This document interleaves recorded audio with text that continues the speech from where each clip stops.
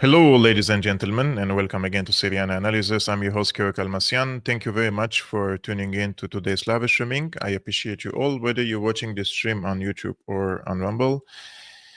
I think I have to do some meditation and some yoga before I do this live streaming today, because the spotlight is again on Syria, where I come from, and this time again in Aleppo, where I was born and raised. And it takes a lot of patience, basically, to be objective about this case and calm-headed and not to resort to emotions, because this issue is very emotional to me. This is a place where I grew up. This is the place where I have all my memories. And I think the Syrian people have had endured enough in the past 14 years. And they are not really ready for another Syria 2.0 type of war. However, the imperialists, they refuse to let Syria go, and they refuse for Syria to recover, to reconstruct. And it seems that, as I have been warning for at least 2 months now about this possible Al-Qaeda attack in Aleppo from the front line of Idlib, has come to realization.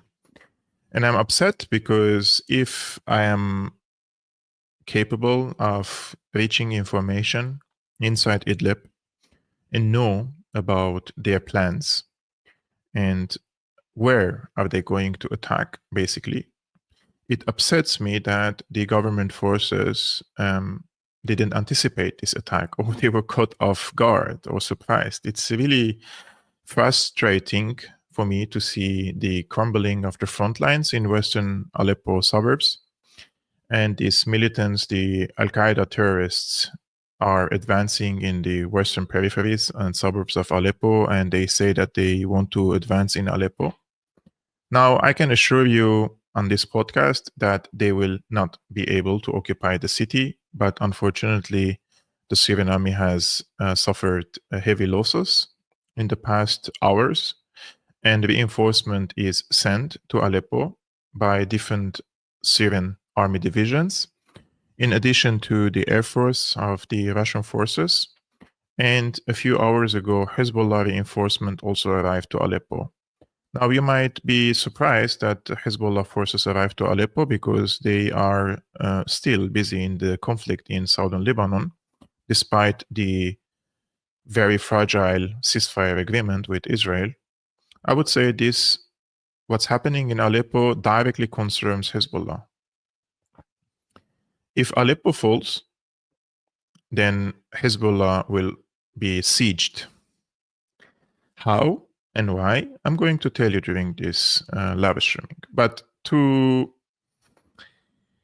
start, I've been writing about this from September of this year, and I anticipated and followed the Telegram accounts, the X accounts, and some of the Facebook accounts of these militants, and especially the journalists who work for these terrorist groups, and they brag about their plans, because sometimes they don't know that we watch and we follow their pages, and we're just taking free information, basically, on what they are trying to do.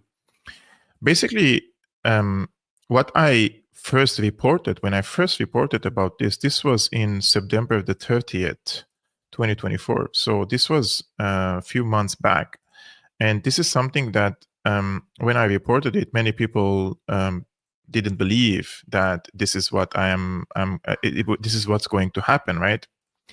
However, I would just want to remind you, when the Israeli forces assassinated Nasrallah and the leadership of Hezbollah in Lebanon, this is the banner that the so-called anti-Assad Syrian oppositionists in Idlib were carrying in Hebrew.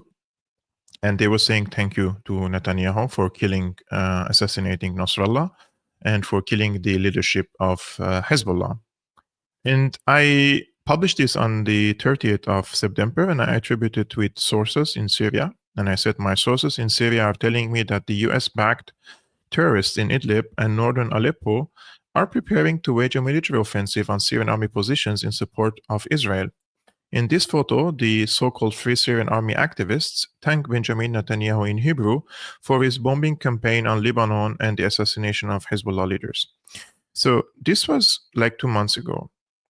Then, again, just a few days later, I had to reiterate my reporting and publish the photo of Jolani. Jolani, this is Abu Muhammad al-Jolani. This is the leader of Al-Nusra Front, which the media and the establishment approved think tanks and so-called pundits like Charles Lister and those who work for Middle East Institute and the NATO's think tanks, such as the Atlantic Council, they have rebranded this guy into some sort of a moderate rebel.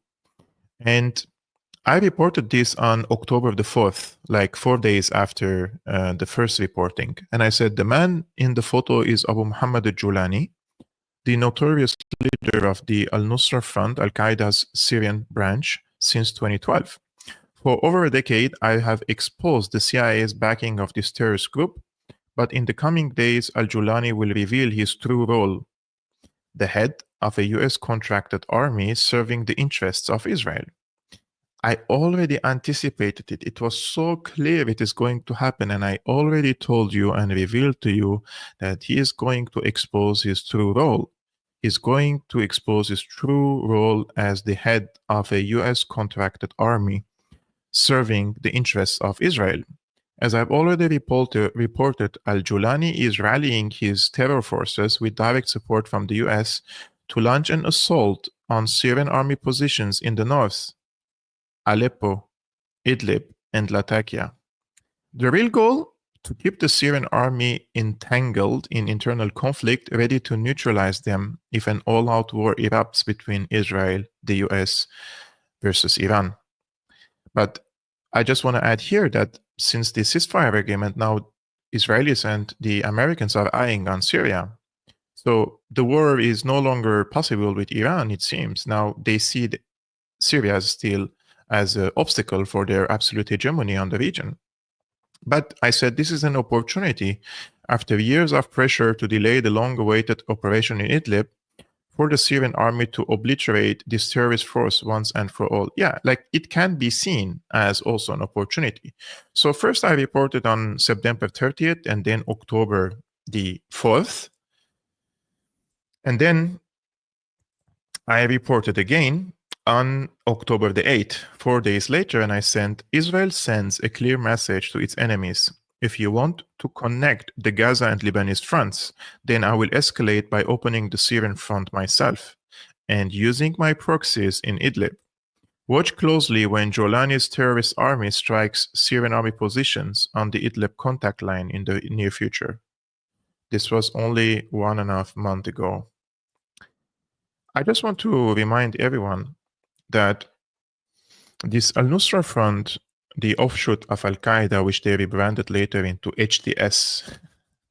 It's like when you say HTS, it sounds like some professional contract army, you know, like these Westerners, especially those who work for think tanks and journalists, they think that they are pundits on Syria.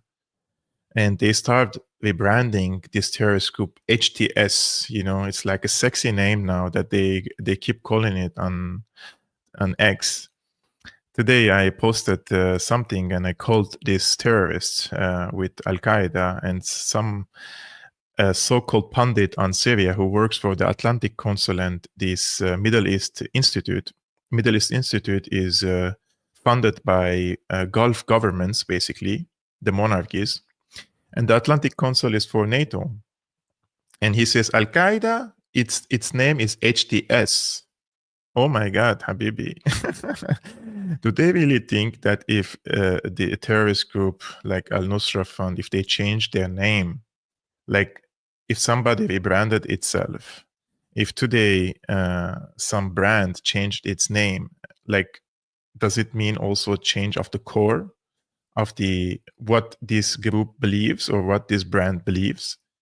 Al-Qaeda is not a brand. Al-Qaeda is an ideology. Al-Qaeda is a thought. Al-Qaeda is a terroristic approach. It's the use of violence to reach to political ends. So this is what Al-Qaeda does. And then we have ISIS. ISIS is still more radical than the al-Nusra. Let's see when they will rebrand ISIS. Maybe they will call it some other sexy name soon to tell us that, no, this is not ISIS. ISIS changed its name and they distanced themselves from the leadership of ISIS in Tora Bora or something. They keep telling you like some names in Afghanistan or Pakistan where the central command of these terrorist groups are somewhere. And they're like, yeah, they abandoned their leadership, you know? Like, do these people think that we're idiots? Seriously. And because we're speaking about this case, which is very, very important, al-Nusra, ISIS, Qaeda, this and that, I have shown you on this channel an interview between Mehdi Hassan and the former head of the Mossad. And the former head of the Mossad basically acknowledges and confesses that Israel is giving medical treatment to the al-Nusra, the offshoot of al-Qaeda militants, in the field hospitals in the Golan Heights.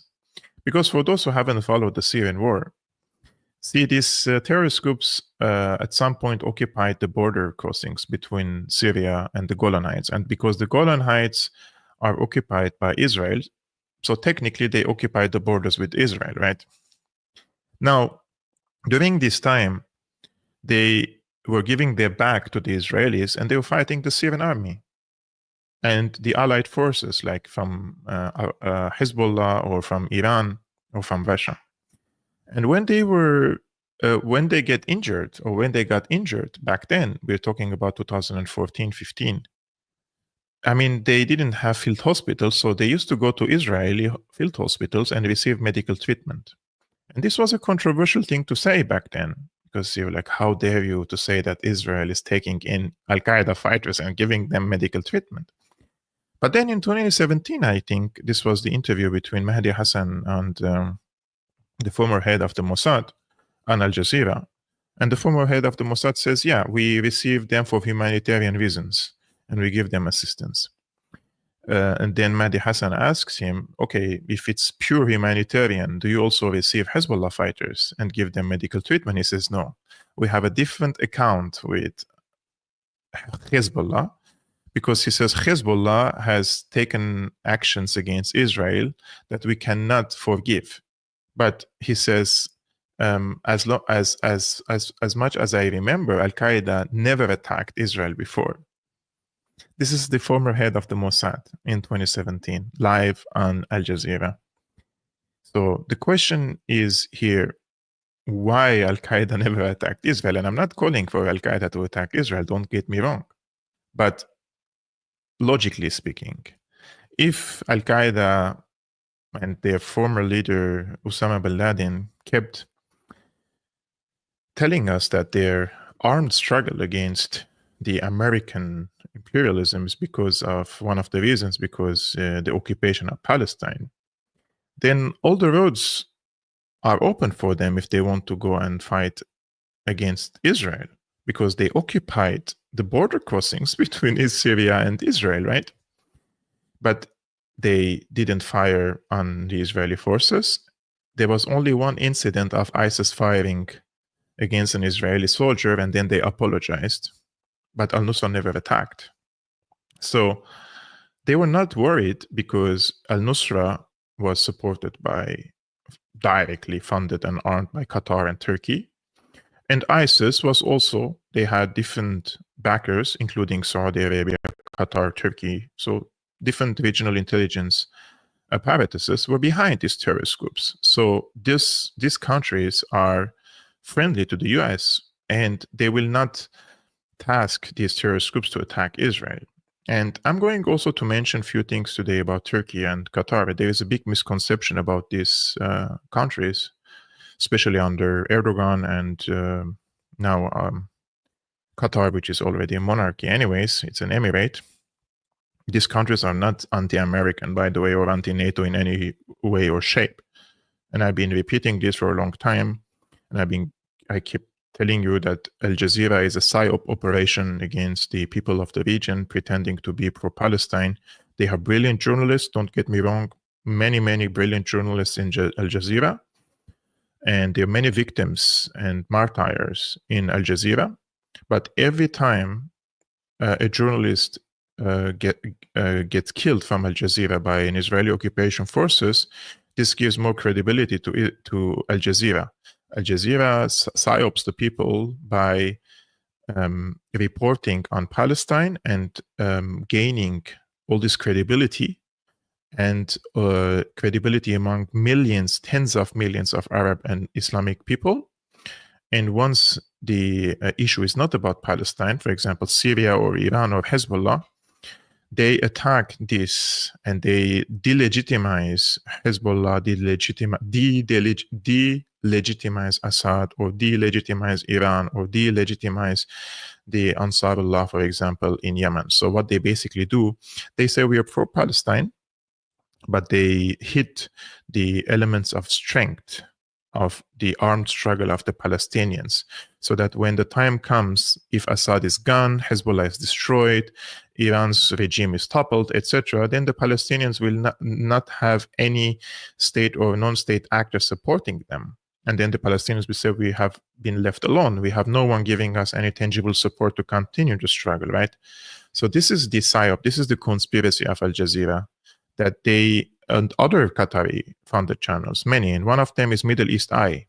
Middle East Eye, they keep giving brilliant reports about Palestine, but then they are on the side of the CIA, MI6, Turkish intelligence, and all these hostile, let's say, entities in the region against what is called the axis of resistance. So this is the plot, right? Now, because I mentioned al-Nusra taking medical support, and this was confessed by the former head of Mossad, I want to show you this video. I say reminder, when the anti-Assad so-called rebels, who are Al-Qaeda terrorists, occupied the borders with the Golan Heights, they went to Israeli field hospitals for medical treatment.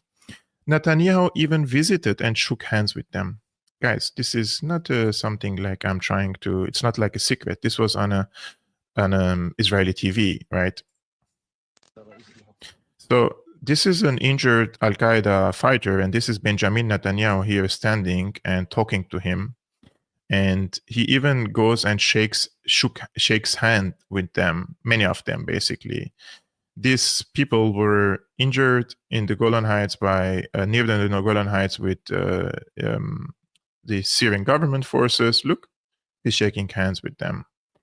And they used to receive this medical treatment. But then we also have other, and this is not like a report allegation, the Israeli press itself, and I have reported about this in length in the previous podcasts, in previous conversations, the Israeli press and the Wall Street Journal, New York Times, Washington Post, mostly Israeli press, they have reported and exposed the Israeli collaboration with this al-Nusra Front, what they call so-called rebels.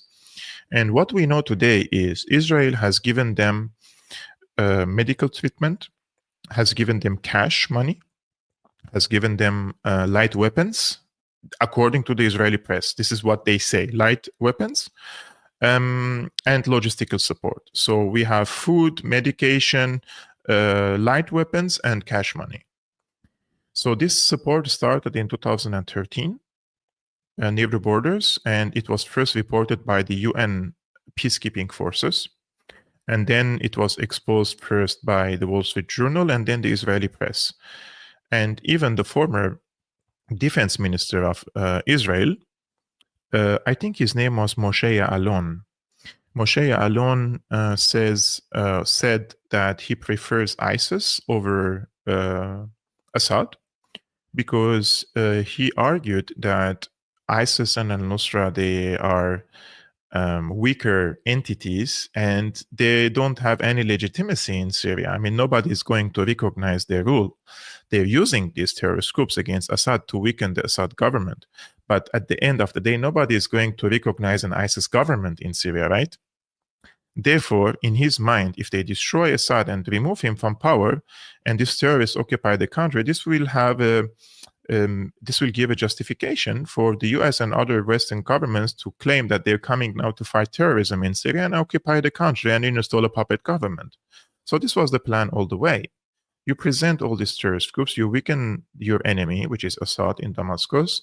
And once he is toppled and these terrorists occupy the country, you come as a savior for the Syrian people, someone who is coming to fight terrorism in the country, right?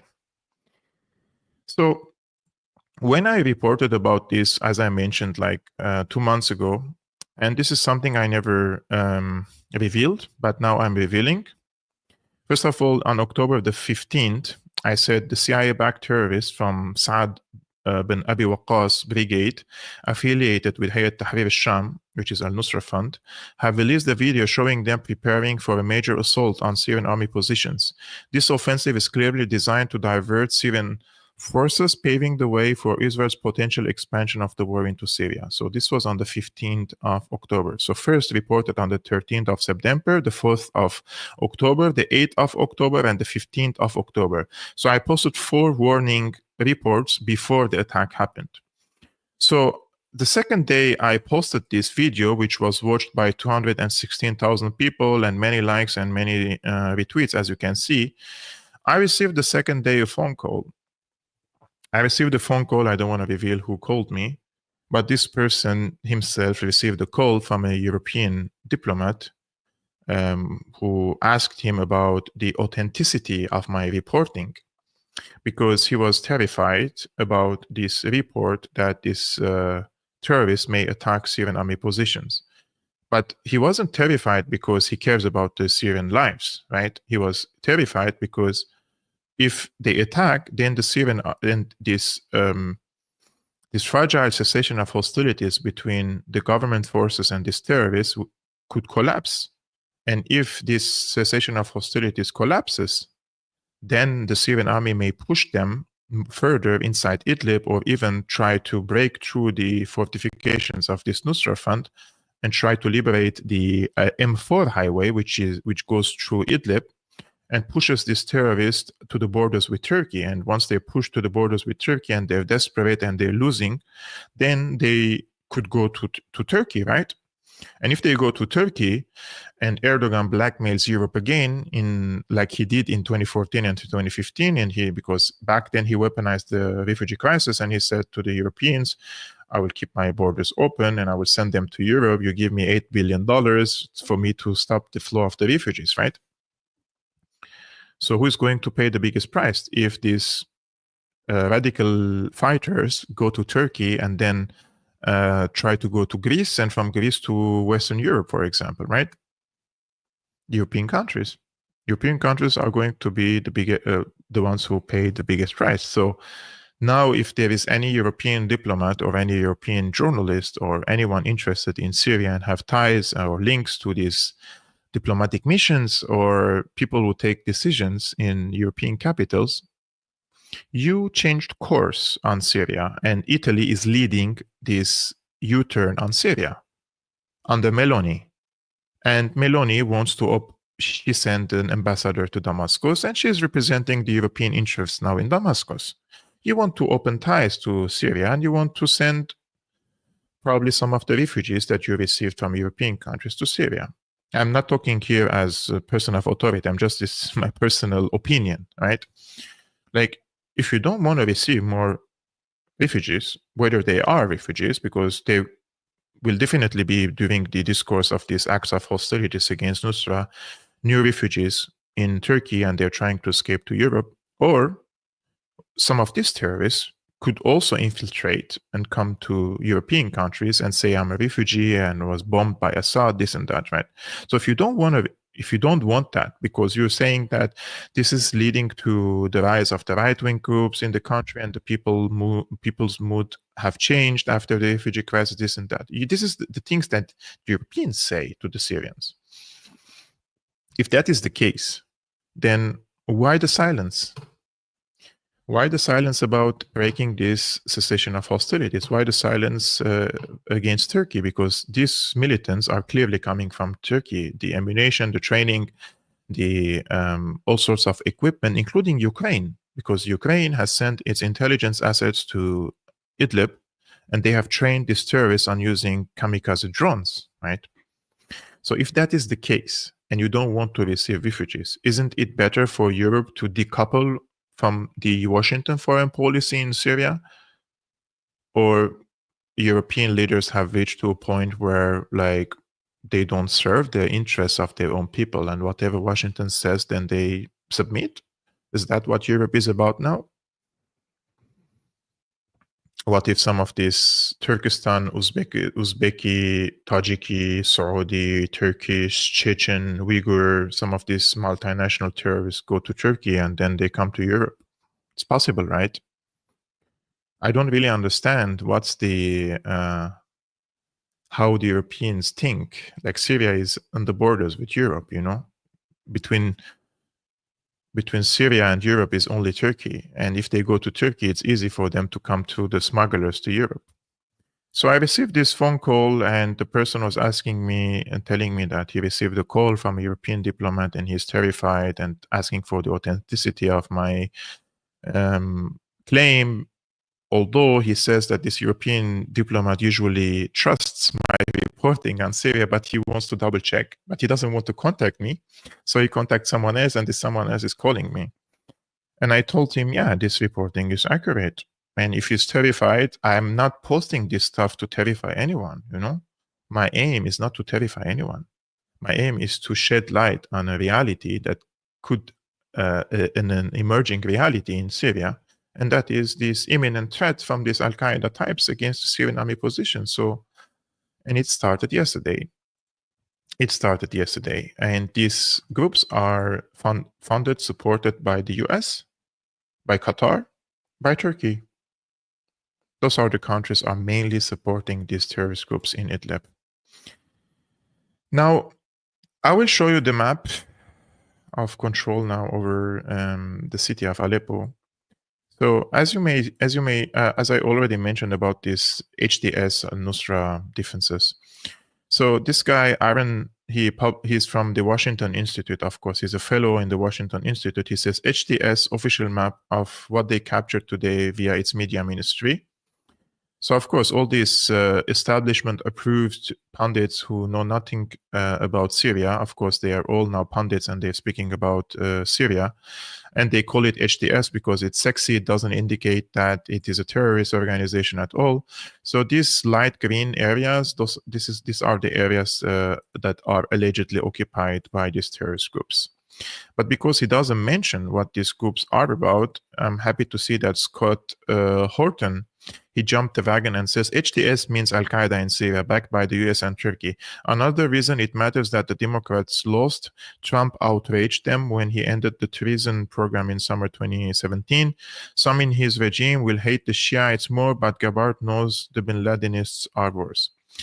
I don't really agree with Scott's and other people's lesser of two evil approach when it comes to Trump. I'm not a Trumpist. I will never support Trump in his administration, especially in this 2025 administration, which is completely Zionist and full of neocons. But some people are trying to play both sidism, you know, or the lesser of two evil, which I don't like that. I don't like that. I don't play those games. So yesterday I was reading the news, receiving reports. I'm so tired. I'm in the gym and like was training very hard and abusing basically my muscles because of the pain that I have in my chest, seeing all these reports coming from my city. I received a phone call from Russia Today International, and they invited me to a news program to comment on this. So I've been telling you now all this historical context and my warnings and what could happen next. And now what are the motives of this HTS cute moderate rebels in Aleppo? What is the motive? What is the goal? What is the purpose? So I answered this on Russia Today. I will show you now this interview. Take a look. Let's discuss this with Kevork Almassian, founder of the Syriana Analysis group. Many thanks for joining us on the programme. So what can you tell us about these terrorist groups and their motives?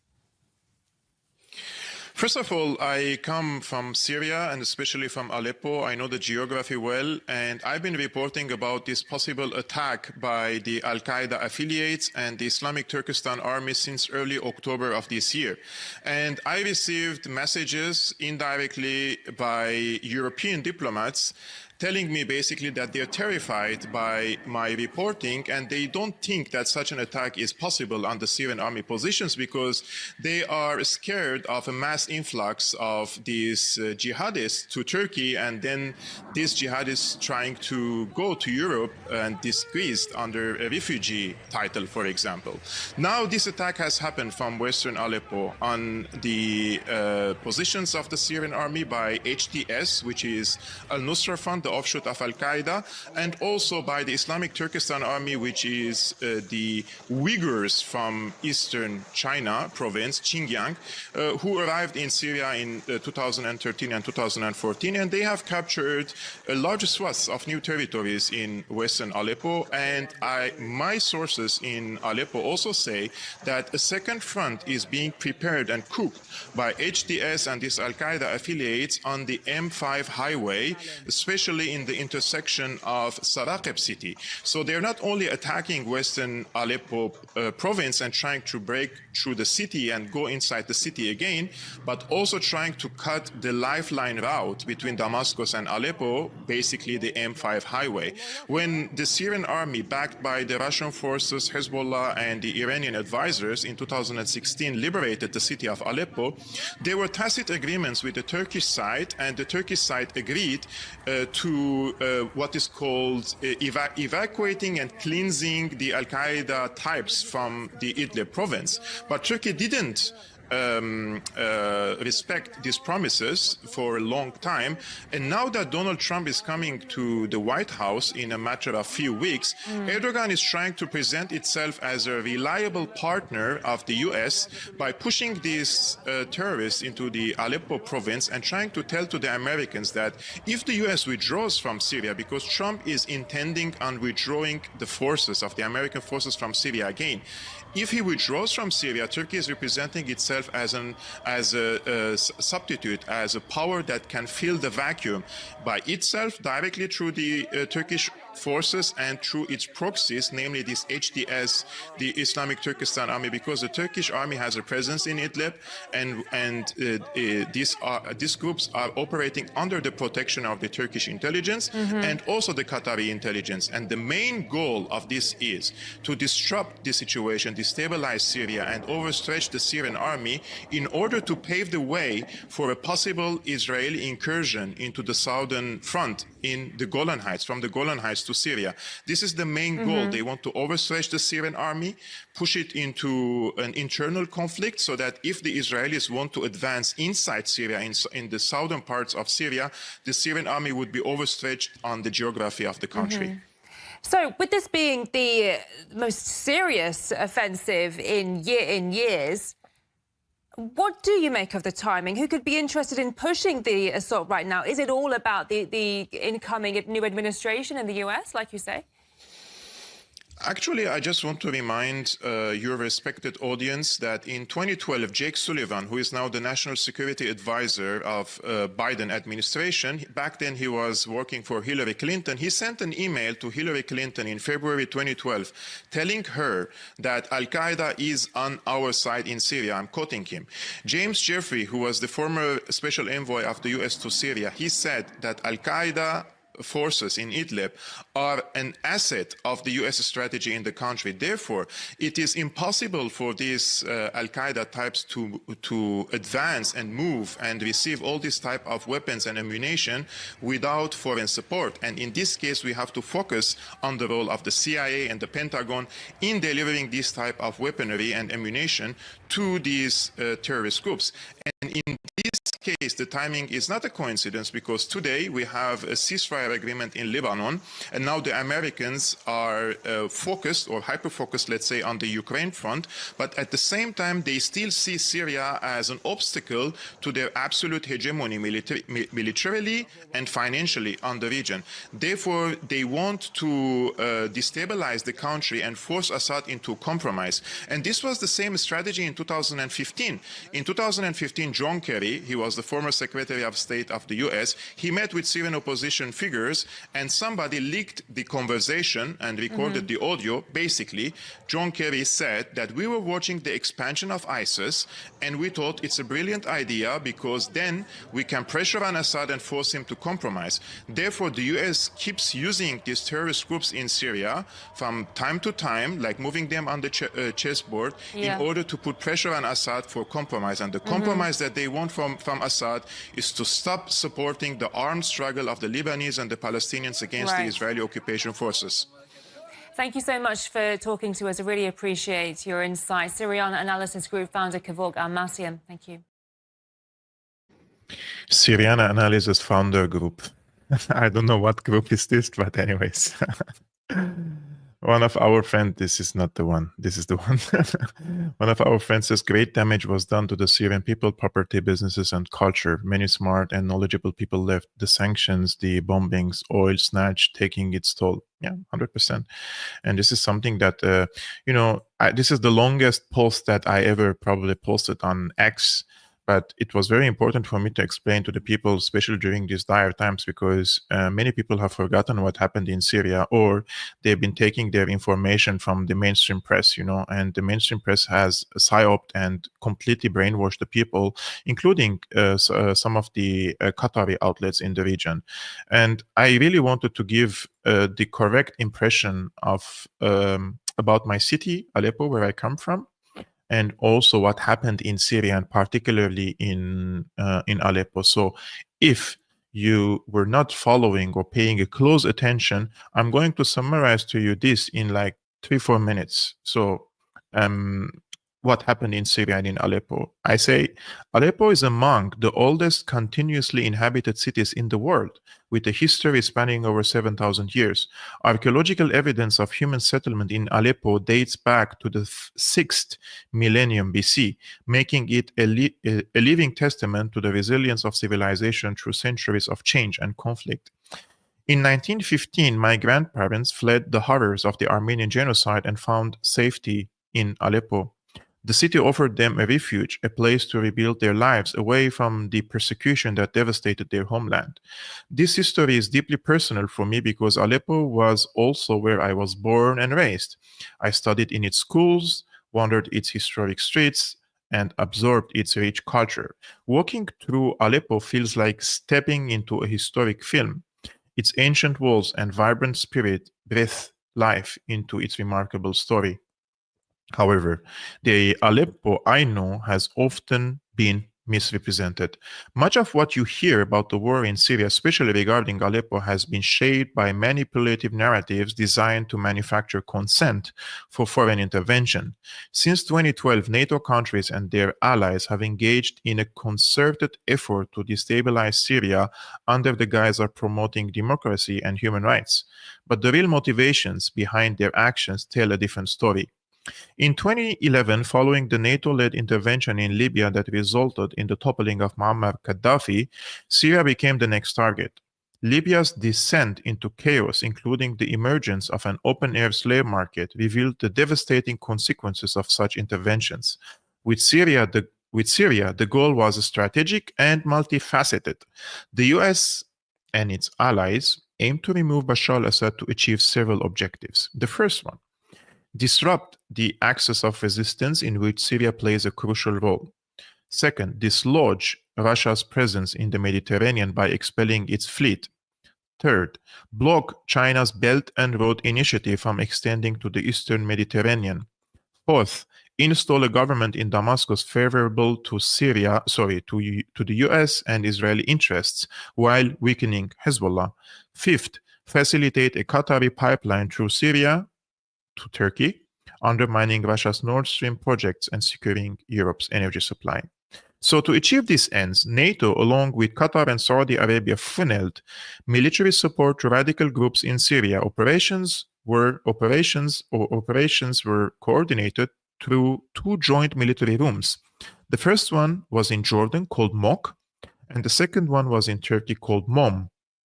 Tens of billions of dollars worth of weapons was supplied to extremist groups such as ISIS and Al-Nusra Front, the same groups often labeled as global threats to peace. But Aleppo resisted. Unlike other regions, its people largely rejected joining the war against the government. The lessons of Iraq and Libya were fresh in their minds, and the residents of Aleppo recognized the foreign interference driving the conflict. They also had a reason to value stability, this is very important. They had a reason to value stability. Under Assad's leadership, Aleppo had seen significant investment, particularly in advanced industrial cities that transformed the region into an economic powerhouse. This progress posed a threat to Turkey's ambitions, and in response, Erdogan's government opened the borders, allowing tens of thousands of foreign fighters to flood into northern Syria, including Aleppo. In mid-2012, terrorists launched a major offensive on Aleppo. They occupied its suburbs before advancing into the city. During the years of occupation from 2012 to 2016, these groups dismantled Aleppo's industrial infrastructure, smuggling entire factories into Turkey. In 2014, I personally witnessed the devastation in one of Aleppo's industrial zones that was called Sheikh Najjar Industrial Zone. I was there. I saw all the factories were dismantled, and the factories that they couldn't dismantle, and it was impossible for them, I don't know, for some reason, they melted the materials. They made steel and metals, and they sold them with kilograms. So the terrorists also imposed a brutal siege on the city's western neighborhoods, cutting off food, medicine, and even essentials for newborns. Their actions caused immense suffering, leaving families like mine to endure starvation and daily shelling. Funerals became a routine occurrence as mortars, sniper fire, and hell cannons claimed countless lives. In 2016, the tide turned. The Syrian Army, supported by the Russian Air Force, Hezbollah, and Iranian commanders, broke the siege and liberated Aleppo. However, Western media portrayed this liberation as an occupation by Assad's militias and framed the defeat of the extremist rebels as a loss for democratic forces. Such narrative ignored the realities on the ground and the genuine relief felt by Aleppo's people. After the city's liberation, reconstruction efforts began, and Aleppo experienced a period of peace. However, new threats have emerged. On November 27th of this year, militants in Idlib launched a massive offensive against the western Aleppo, coinciding with a ceasefire agreement in Lebanon. The timing of the attack, just hours after Netanyahu's warning to Assad about playing with fire for supporting Palestinian and Lebanese armed struggles, suggests a broader geopolitical strategy at play. The goal of this offensive appears to be twofold: to overstretch Syrian forces geographically and pave the way for a potential Israeli incursion from the Golan Heights. In recent weeks, Israel has fortified its positions along the Syrian border, installing surveillance technology and mobilizing troops and tanks. While an outright invasion is uncertain, the pressure on Assad is clear. The demands are familiar: distance Syria from Iran, abandon Hezbollah, align with moderate Arab states, and normalize relations with Israel. Despite these challenges, one thing remains clear: Aleppo will not fall again. The resilience of its people and the strength of its defenders ensure that the city will withstand whatever comes next. Aleppo's history is one of survival, and its future will be no different. I published this video with this, I can't show you the video because there are some, I think, graphic scenes, and also there is a music that has copyright on it. But this was a video made by our friend Mimi Laham, the Syrian girl. And she made this as a tribute after the liberation of Aleppo in 2016. And when I watch this, it brings tears to my eyes. I will just put the link now in the live chat. So if you're interested, this is in the live chat. I already dropped this link, so you can watch it later and share it or watch it. Do whatever you want, my friends. This was just for you. So I've been asking now around in Damascus, and I want to know what they think of this attack. And I have credible sources in Damascus, and one very credible source that I had, I was in touch with him today in Damascus. He gave me some exclusive insight of how Damascus and the government in Damascus sees this attack on Aleppo from these Al-Qaeda types. So those are my sources from Damascus. They're very reliable, so I trust them, and I am sure that this information is correct. So you can use it as a correct information. So Syrian source told me that the recent terrorist attack in the Aleppo countryside, coupled with the ceasefire agreement in Lebanon, is no mere coincidence. Several international and regional actors, including Israel, Turkey, the United States, France, and other Western nations are working toward achieving broader political objectives. These countries are seeking to involve Syria in advancing their agenda concerning Lebanon, which primarily aims to limit the influence of Hezbollah and weaken its military and political capabilities by exerting pressure on its support base. Syrian source told me again that anyone familiar with President Assad's political history understands that he doesn't yield to short-term political bargaining or external pressures. His approach is grounded in long-term strategies rather than reactive or opportunistic decisions. This strategic vision is what sets Syria apart in its dealings with both regional and international issues. He also told me that the assault in Aleppo countryside will not go unanswered. Syria will respond decisively and the aggressors will be defeated. So the context is clear. What's happening after the ceasefire agreement in Lebanon is that Israel and the United States sees this ceasefire agreement first as a temporary measure, and secondly, as an opportunity to encircle, siege Hezbollah. So if they want to siege Hezbollah, maybe they can control the Mediterranean because they have forces in the Mediterranean and they have the German patrols checking everything coming and to Lebanon. But they can't check every cargo that comes from Syria. So they need the cooperation of Syria to block any Hezbollah access to the Syrian markets or any access of or any delivery of weapons from Syria to Hezbollah. And we have to be honest with ourselves and say that many of the weapon systems that Hezbollah has nowadays is either from Syria or passed through Syria. So Syria is very important for Hezbollah, and Hezbollah sees Syria as a lifeline route for its military struggle against Israel. And that is why Hezbollah went to Syria and fought against these terrorist groups in 2012, because the plan from 2012 was the same: to destabilize Syria, to put pressure on Assad, to abandon Hezbollah.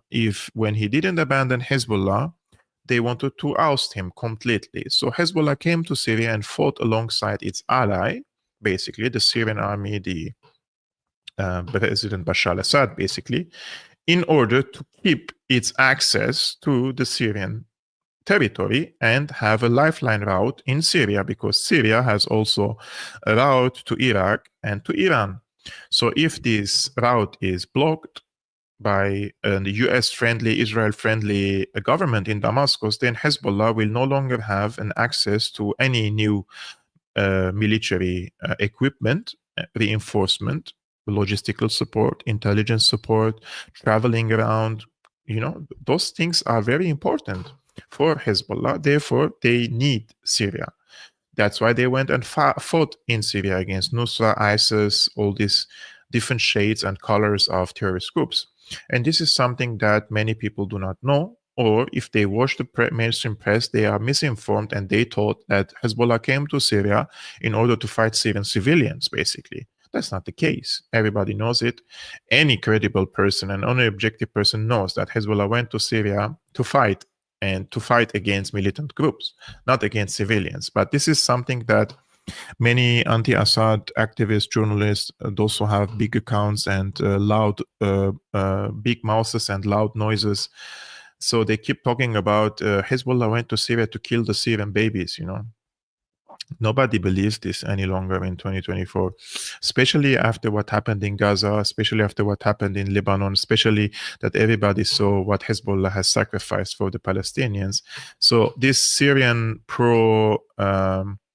US pro-Israel people have lost all legitimacy, and they have exposed themselves to the public.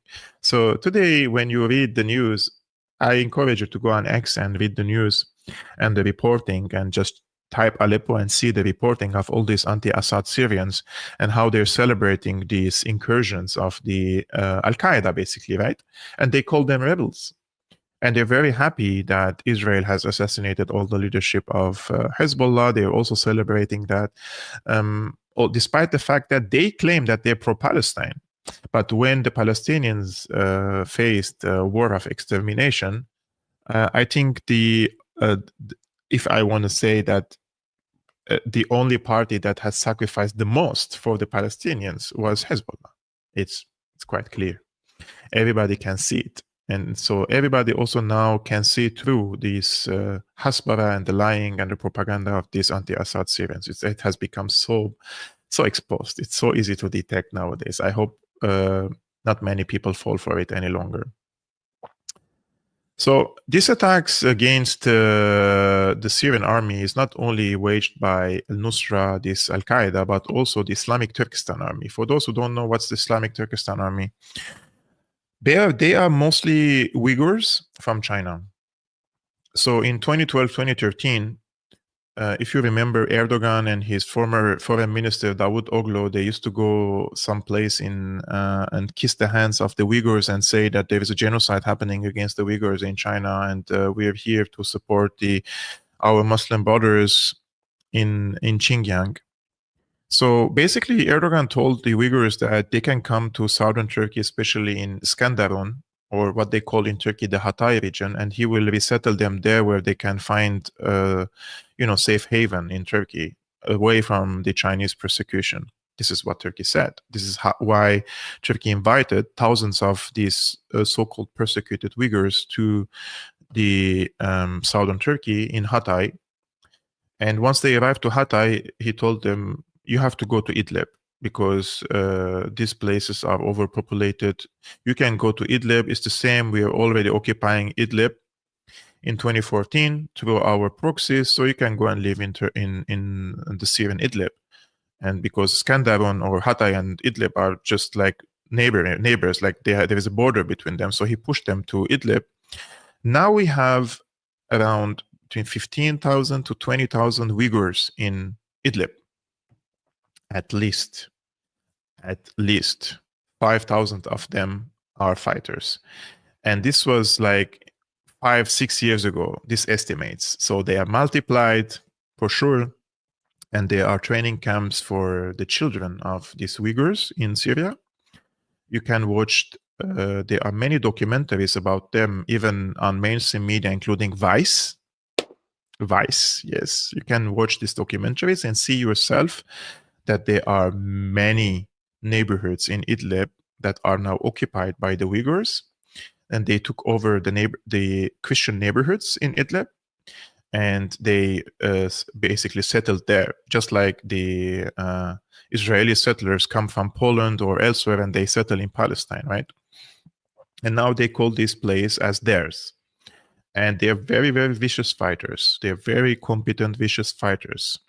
And they have training camps that they send their kids when they are 7 years old, basically.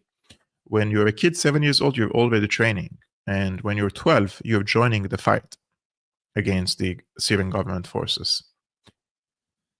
So this is also a reality that is very unfortunate. I think China has to come and clean its dirt from Syria. So this is one of these, I think he's from Uzbekistan, from the Islamic Turkestan Army. So the Islamic Turkestan Army is a leading force in the terrorist offensive on Western Aleppo. Some known nationalities are Uyghurs, Uzbeks, Tajiks, Turks, Chechens, and other Arab nationalities. This is one of them. Birozdan so'ng Allohning izi bilan mujohid birodarlarimiz mana shu zirhli texnikalarda bosqinchi Rus, Eron jangarilarga qarshi va Asad rejimi jangarilarga qarshi Asad rejimi inshaalloh. Va mana shu soatlarda biiznillah mana shu zolim Bashar Asad rejimini qamoqxonalarda tajovuzga uchrayotgan opa-singillarimizni va ustlariga bombalar tashlanib qatl qilingan musulmonlarni qasosi olinadi biiznillah. Albatta Nusrat Allohga iymon keltirganlarni.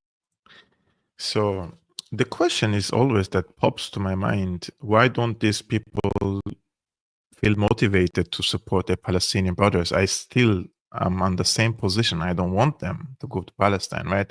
But you see how much they're motivated and enthusiastic against Assad. But when it comes to Palestine, there has been like an extermination war against the Palestinians. It's like these people do nothing about it, right? makes you wonder. I will show you one PSYOP by a Qatari funded or backed outlet, the Middle East Eye. I'm sure many of you followed this outlet during the Palestine-Gaza war now. They have a senior, basically advisor or senior source in the Turkish intelligence. They told the Middle East Eye, Turkey says Syria rebel assault near Aleppo is a limited operation. Now, I want you to focus on the terminologies, the wording, the phrasing, and see how they're trying to whitewash the Al-Qaeda. Turkish security sources said on Thursday that Syrian rebel groups, so these are Syrian rebel groups, guys, they're not Al-Qaeda, had launched a limited offensive toward Aleppo to stop Syrian government attacks targeting the civilian population in Idlib. This is completely lie, by the way. Syrian government didn't wage any attacks. Since Wednesday, footage circulating on social media has shown Hayat Tahrir al-Sham, HTS, guys, the cute fighters, not al-Nusra, just it's a HTS, and aligned forces making significant advances, capturing large swaths of territory and progressing rapidly towards the outskirts of Aleppo city. A senior Turkish security source told the Middle East Eye that Turkey attempted to prevent the offensive to avoid further escalating tensions in the region, especially given Israel's wars on Gaza and Lebanon. See how they are whitewashing Turkey here?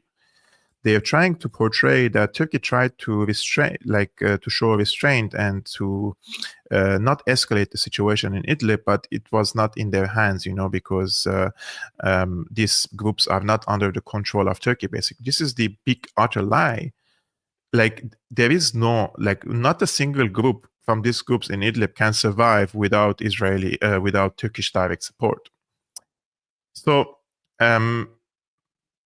the source said that the operation aims to restore boundaries, blah, blah, blah. The source added that the Russian and Syrian government attacks had reduced the size of the de-escalation zone. The new operation, the source indicated, seeks to restore rebel control over the eastern part of Idlib. And now see here how they try to, again, give a pass to Turkey. While Turkey doesn't exercise direct control in Idlib, where HTS, a former Al-Qaeda affiliate, governs the area with its own civilian administration, it does maintain several observation posts in the region. I'm just showing you these things so that just to connect the dots and see how all these Qatari outlets are PSYOPs. Every one of them is a PSYOP. I don't watch. People send me documentaries from Al Jazeera and they're brilliant documentaries about Gaza, this and that. I don't watch because I know they are trying to represent themselves as a credible source of information, and many people will like the content because it's brilliant. And then when it comes to Syria, when it comes to Lebanon, when it comes to Iran, when it comes to other issues, they're completely on the side of NATO. And you have to remember, Qatar is designated officially by the United States as a major non-NATO ally.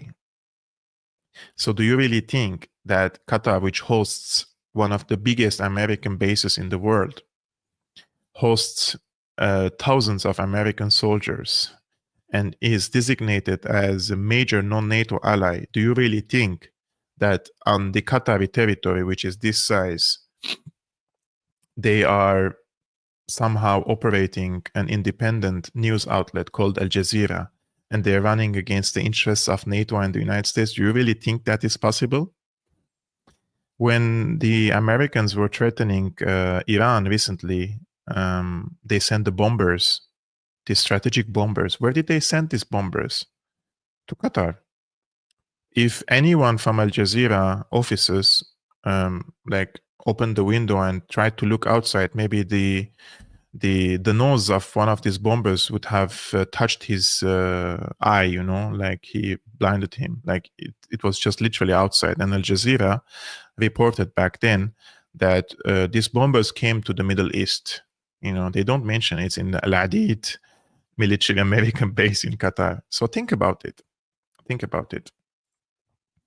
I will show you finally, but before finally, I will end up this with a meme to you so that we have a little bit of higher spirit before we end up this conversation. But while we are all watching this, 1,300 people are watching this on YouTube and on Rumble. That's an amazing Oh, wow.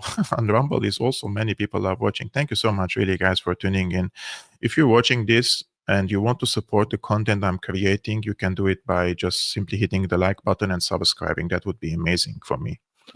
And I will end up this with a meme that I found today on a brilliant site on X. So yesterday, Netanyahu threatened Assad and said, "You're playing with fire." And he asked him to stop facilitating weapons transfer to Hezbollah. And Assad said, "No." And now all of a sudden you see all these so-called rebel groups, these terrorists. We are marching towards Aleppo. It's jihad time. And Al Jazeera is like breaking news, you know?